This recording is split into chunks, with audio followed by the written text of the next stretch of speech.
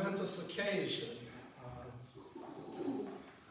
Last year we focused on how even at this time of great praise and joy and knowing what was coming, Jesus was still doing miracles among us. It's a miracle for an untamed animal like that to obey commandments of a person when the colt had never been ridden.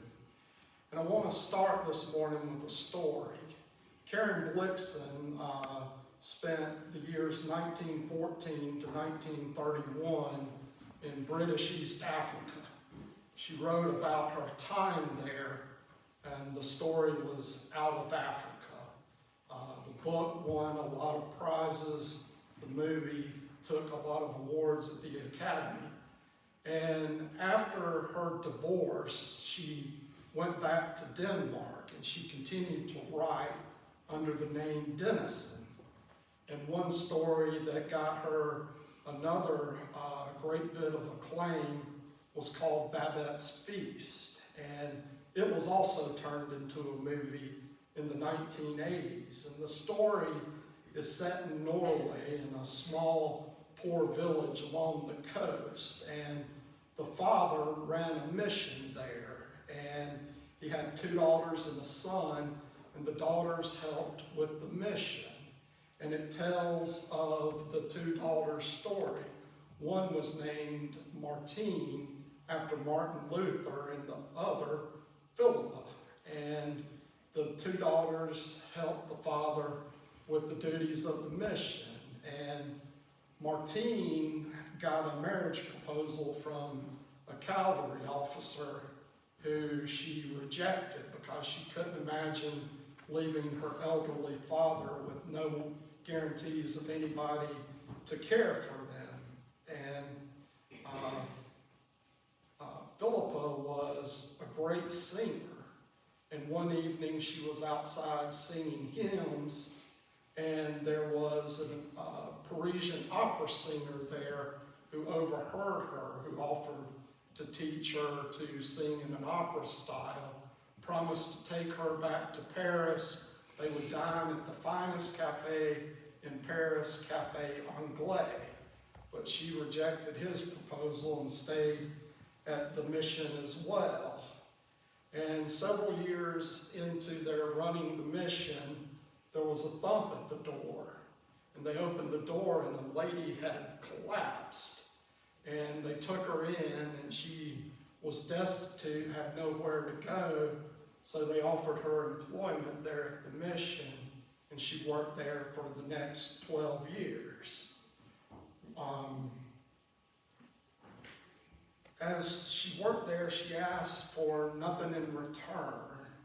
But after the last year, or the 12th year that she was there, she made a request. She had only received 1 letter in her time being at the mission.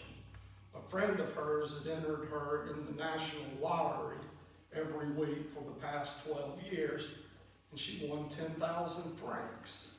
So the 2 daughters assumed she would be returning to Paris, and her last or only request was that she hold a feast for everyone there at the mission. And a couple of days later, a boat arrived with the most amazing food the world had at the time. Turtles, birds, game, champagne, truffles, all that you could imagine. And after that feast, everyone went outside and sang songs of faith.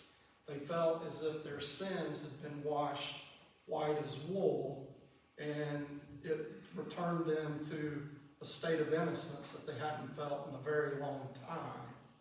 The sisters tell Babette it was a wonderful feast, to which she confesses that she used to work at Café Anglais, and that she wouldn't be returning to Paris because to feed that many people at Café Anglais would cost 10,000 francs, and that's how she used the money.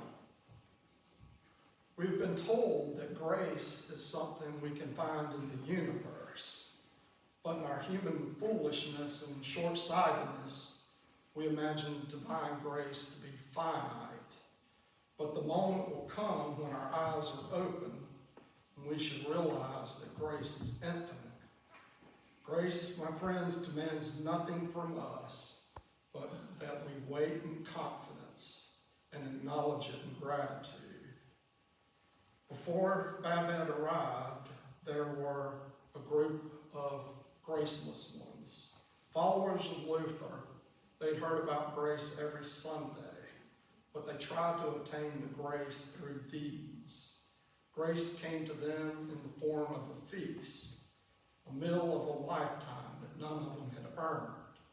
Grace came to them the way grace always comes, free of charge, no strings attached, on the house.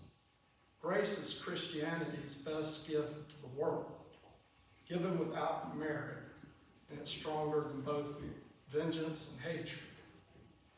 A colleague once caught the agnostic actor W.C. Fields in his dressing room reading the Bible. When he saw the person enter, Fields slammed the Bible shut and explained, "I'm just looking for loopholes." He was probably looking for grace, and if he'd read several pages, he would have found it. Lewis Sneads was a professor at Fuller Seminary. He wrote an entire book that connects guilt and grace together. For him, guilt was not a problem that he felt that he must confess of some sin to be cleansed. It was more that he needed a pardon that was, in a sense, that God accepted him, that God owned him and held him and affirmed him and would never let him go, even if there wasn't too much to be impressed with by him.